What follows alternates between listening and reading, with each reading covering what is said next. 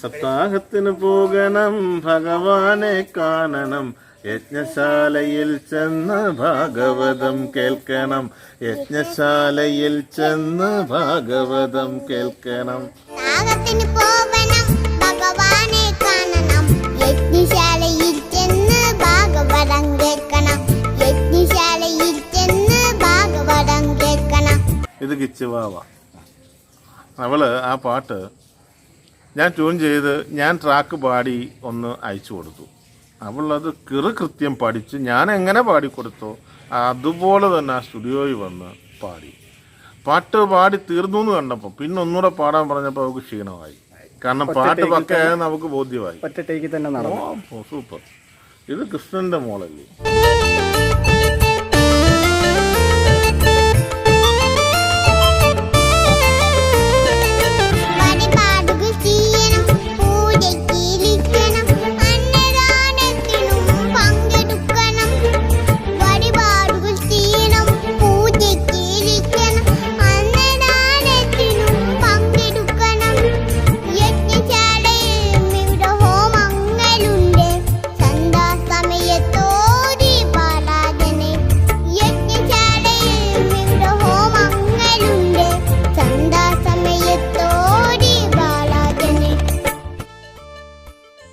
വളരെ ചെറിയ പ്രായത്തിൽ തന്നെ ഭക്തിഗാന ആൽബത്തിലേക്ക് പാടുവാൻ അവസരം കിട്ടിയ ഈ കുഞ്ഞു കലാകാരി UKGയിൽ പഠിച്ചുകൊണ്ടിരിക്കുകയാണ്.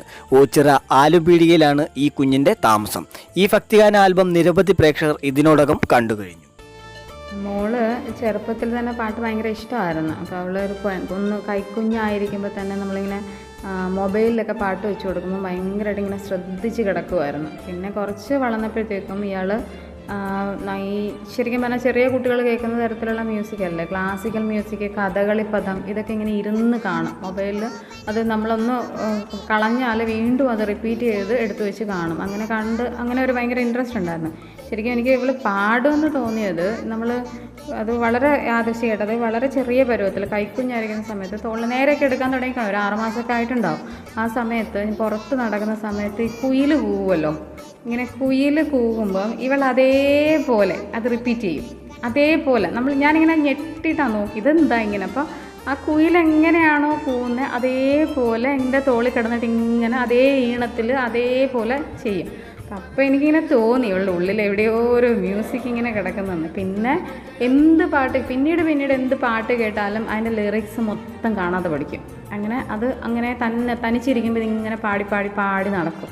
അങ്ങനെയായിരുന്നു തുടക്കം. പിന്നീടാണ് കുറച്ചുകൂടെ വലുതായി കഴിഞ്ഞപ്പോഴത്തേക്കും പാട്ടുകൾ ഇഷ്ടമുള്ള പാട്ടുകൾ അവൾ സ്വയം മൊബൈലെടുത്ത് സെലക്ട് ചെയ്ത് കേട്ട് പഠിക്കാൻ തുടങ്ങി. അങ്ങനെ കുറേ പാട്ടുകൾ തന്നെ പഠിച്ചു വെച്ചു. എന്നിട്ട് പാട്ട് പഠിക്കണം എന്നായി. അങ്ങനെ ഈ അടുത്ത സമയത്തായിട്ട് ഇയാൾ കുറച്ച് ഇംഗ്ലീഷ് പാട്ടുകളിലോട്ടായി. അപ്പം കാറ്റി പെറിയുടെ ഒരു റോർ എന്ന് പറഞ്ഞിട്ടൊരു പാട്ട്, അത് ഭയങ്കര ഇഷ്ടമാണ്. അവരുടെ എല്ലാം അവൾക്ക് ഇഷ്ടമാണ്. പക്ഷേ ആ റോർ എന്ന് പറഞ്ഞാൽ നമുക്ക് എസ്പെഷ്യലി ഭയങ്കര ഇഷ്ടമാണ്. അങ്ങനെ അവൾ അതിൻ്റെ ലിറിക്സ് മൊത്തം കാണാതെ പഠിച്ചിട്ട് അതൊരു ഷോർട്ട് ഫിലിമിൻ്റെ ഒരു ആവശ്യത്തിനായിട്ട് അതിൻ്റെ റെക്കോർഡിങ്ങിനായിട്ട് ഈ സരിഗമ സ്റ്റുഡിയോയിൽ അജയൻ ചേട്ടൻ്റെ അടുത്ത് പോയതാണ്. അപ്പം അത് അവൾ അവിടെ ഒറ്റ ടേക്കിൽ തന്നെ എടുത്തു, കംപ്ലീറ്റ് നന്നായിട്ട് ചെയ്തു എന്നാണ് പറയുന്നത്. അപ്പോൾ അത് ഞങ്ങളുണ്ടായിരുന്നില്ല, ഞങ്ങളല്ല കൂടെ പോയത്. അപ്പം അത് ചെയ്ത് കഴിഞ്ഞപ്പോഴാണ് അദ്ദേഹം ഇങ്ങനെ പറയുന്നത് നമുക്ക് മോൾക്ക് വേണ്ടിയിട്ടൊരു പാട്ട് ചെയ്യാം എന്ന് പറഞ്ഞിട്ടാണ് നമ്മൾ ഈ സപ്താഹം എന്ന് പറയുന്നൊരു പാട്ട് അജയൻ ചേട്ടൻ മോക്കായിട്ട് ചെയ്യുന്നത്. അതുപോലെ തന്നെ ഈ സപ്താഹം എന്ന് പറഞ്ഞ ആൽബത്തിലേക്ക് ഈ കുഞ്ഞിനെ സെലക്ട് ചെയ്യാനുള്ള കാര്യം ഒന്ന് സൂചിപ്പിക്കാം. അത് ആദ്യമേ പറയേണ്ട എനിക്ക് കുടുംബത്തിനോടുള്ള അടുപ്പമാണ്. അതായത് സന്തോഷം, ദീപ്തി രണ്ടുപേരും എൻ്റെ സഹോദരങ്ങളാണ്. അപ്പോൾ അങ്ങനെ ഈ കുഞ്ഞിൻ്റെ ജന്മം കഴിഞ്ഞിട്ട് 1 വയസ്സ് കഴിഞ്ഞപ്പോൾ തൊട്ട് ഫേസ്ബുക്കിൽ ഈ കുഞ്ഞിൻ്റെ പല പാട്ട് വികൃതികൾ പലതും പോസ്റ്റ് ചെയ്യും. എനിക്ക് വാട്സപ്പിൽ പേഴ്സണലി ഇട്ട് തരും. അങ്ങനെ അത് ശ്രദ്ധിച്ചിട്ട് ഈ കഴിഞ്ഞ ഇടയ്ക്ക് ഒരു 2-3 മാസം മുമ്പാണെന്ന് തോന്നുന്നു, ഞാൻ ഡോക്ടർ ദീപ്തിയോട് ചോദിച്ചു നമുക്ക് കിച്ചനെ കൊണ്ടൊരു പാട്ട് പാടിച്ചാൽ എന്താ എന്ന് ചോദിച്ചു. അതിനെന്താ ചേട്ടൻ ചെയ്തോളൂ, നമുക്ക് പാടിക്കാം എന്ന് പറഞ്ഞു. അങ്ങനെ ആ പാട്ട് തയ്യാറാക്കി ഓരോ ദിവസം കഴിയുമ്പോൾ അതിൻ്റെ അപ്ഡേഷൻസിന് വേണ്ടി ഞാൻ ഡോക്ടറെ വിളിക്കും. അപ്പോൾ ഡോക്ടർ ആദ്യം പറഞ്ഞ് ഇന്ന് പല്ലവി പഠിച്ചിട്ടുണ്ട്, പല്ലവി എനിക്ക് അയച്ചു തരും. പിറ്റേ 2 ദിവസം കഴിയുമ്പോൾ അനുപല്ലവി, പിന്നെ ചരണം. അപ്പോൾ എന്നിട്ട് ഡോക്ടർ പറഞ്ഞു വളയാണ്ടൊക്കെ ആക്കി വെച്ചിട്ടുണ്ട്, ചേട്ടാ നമുക്കത് നോക്കിയാലോ. ഞാൻ പറഞ്ഞു നമുക്കത് അടുത്ത ദിവസം തന്നെ ഷൂട്ട് ചെയ്യാം. അങ്ങനെ ഷൂട്ട് ചെയ്യാൻ പാകത്തിൽ ഇദ്ദേഹം അവിടെ വരികയാണ്.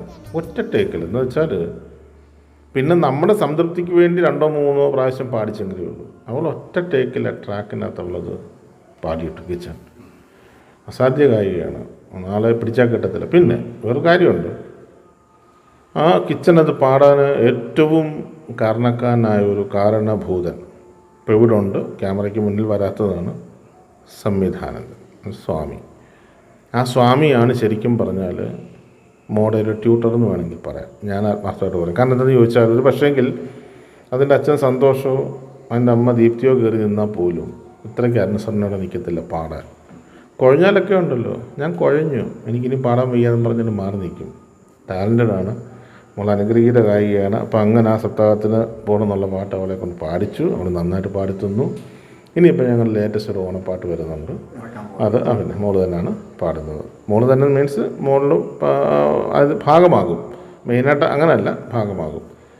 അങ്ങനെ ഒരു പാട്ട് ചെയ്യുകയാണ്. അതുപോലെ ഈ സപ്താഹത്തിൻ്റെ വരികളും സംവിധാനം എല്ലാം ഒന്ന് പറയാമോ? വരികൾ വരികൾ ഞാൻ തന്നെയാണ്. കാരണം വരികൾ എഴുതാൻ കാരണം എന്താണെന്ന് ചോദിച്ചാൽ നമ്മൾ ഏതെങ്കിലും ഒരു എഴുത്തുകാരനോട് പറയുമ്പോൾ സാഹിത്യം കയറും. ഇത് കുഞ്ഞാണ്, ഇതിന് സാഹിത്യം പാടില്ല. അപ്പം ഞാൻ സ്റ്റുഡിയോയിൽ നിരന്തരം ഈ സപ്താഹത്തിൻ്റെ പരസ്യങ്ങൾ ചെയ്യുന്നുണ്ട്. ശരിക്കും ആ സപ്താഹവേദിയിൽ എന്തൊക്കെ നടക്കുന്നതെന്ന് കൃത്യമായിട്ട് നമുക്കൊരു ബോധമുള്ളതുകൊണ്ട് നമ്മൾ അത് മാത്രം ഉൾക്കൊള്ളിച്ചുകൊണ്ടുള്ള സാധനം. ആ വരി പാട്ട് കേൾക്കാൻ അറിയാം. വരാഹാവതാരം, നരസിംഹാവതാരം, ഓരോ ദിവസത്തെ 7 ദിവസം അവതാരം വെച്ചിട്ട് അതിൽ ഇവള് കൃഷ്ണനെന്ന് ആദ്യം വിളിച്ചത് കൃഷ്ണനെന്നൊന്നും അല്ല വിളിച്ചത്, വേറെ എന്തൊക്കെ പേരാണ് വിളിച്ചത്. കാരണം നാക്ക് തിരിയാത്തതുകൊണ്ട് ഞങ്ങൾ തേടി വന്നത് തന്നെ അതുകൊണ്ടാണ്. സപ്താഹം ഞങ്ങൾ ഒരു തവണ കേട്ടുള്ളൂ. കേട്ടപ്പോൾ തന്നെ ഞങ്ങൾക്ക് പ്രേക്ഷകരിലേക്ക് എത്തിക്കണമെന്ന് തോന്നി, അങ്ങനെ എത്തിപ്പെട്ടതാണ്. തീർച്ചയായിട്ടും അത് ഈ കുഞ്ഞിനെ നമുക്ക് എന്താ പറയുന്നത്, അങ്ങനെ മറ്റുള്ളവരറിയണം. ഇങ്ങനെ കിച്ചൻ കൃഷ്ണ എന്ന് പറഞ്ഞൊരു കൃഷ്ണപുത്രി ഓച്ചിറ ഓണാട്ടുകരയിൽ ആലിമ്പീടിയിലുണ്ടെന്ന് എല്ലാവരും അറിയണം. എനിക്കൊരു ഭാഗ്യമുള്ളത് അവളെ കൊണ്ട് ആദ്യമായിട്ട് പാടിക്കാൻ കഴിയുന്നൊരു ഭാഗ്യം എനിക്കുണ്ട്. മോൾ ആദ്യമായിട്ട് സ്റ്റുഡിയോയിൽ പാടിയ പാട്ട് ഏതാണ്? അജയ് മാമൻ്റെ കൂടെ പാടിയ പാട്ട് ഏതാണ്? അതിലെ 2 വരി ഒന്ന് പാടി കേൾപ്പിച്ചേ മോൾ പ്രേക്ഷകർക്ക് വേണ്ടി.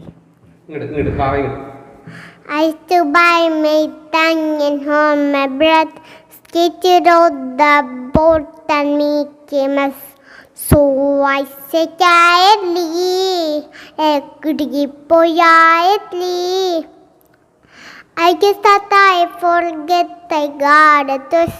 Did you push me past somebody came by? എൻ്റെ പേര് ശ്രീനന്ദ എന്നാണ്. ഇതെൻ്റെ അനിയത്തിയാണ്. അവളെ കൃഷ്ണ എന്നാണ് പേര്. ഞങ്ങൾ കിച്ചൻ മാമയെന്ന് വിളിക്കും. പിന്നെ നല്ലോണം പാടും. അവൾ പണ്ട് എന്നെ ഡാൻസിൻ്റെ പാട്ടൊക്കെ കാണാതെ പഠിക്കുമായിരുന്നു. നല്ലോണം പാടും, ഡാൻസും ഉണ്ട്, അത്യാവശ്യം വരയ്ക്കുകയും ചെയ്യും. മോള് കലാപരമായിട്ട് മോളുടെ കഴിവെന്താണ്? ഞാൻ വരയ്ക്കും, ഡാൻസും ഉണ്ട്. ഉണ്ടല്ലേ. അതുപോലെ തന്നെ അച്ഛനും അമ്മയ്ക്കും കലാവാസന ഉള്ള കൂട്ടത്തിലാണോ? ഞാൻ നന്നായിട്ട് പാട്ട് കേൾക്കാറുണ്ട്, പക്ഷേ ഞാനങ്ങനെ പാടാറൊന്നുമില്ല. പക്ഷെ അമ്മ നന്നായിട്ട് വരയ്ക്കും. അമ്മ ഡാൻസറായിരുന്നു. അങ്ങനെയൊക്കെയുള്ള ഒരു കുറച്ച് ആക്ടിവിറ്റീസ് ഉണ്ട്. മോളുടെ പേരെന്ന് പറഞ്ഞേ? Krishna. കൃഷ്ണ. അപ്പോൾ കൃഷ്ണയായില്ലയോ? ഓക്കെ. ശ്രീകൃഷ്ണാവതാരം ഗോവിന്ദ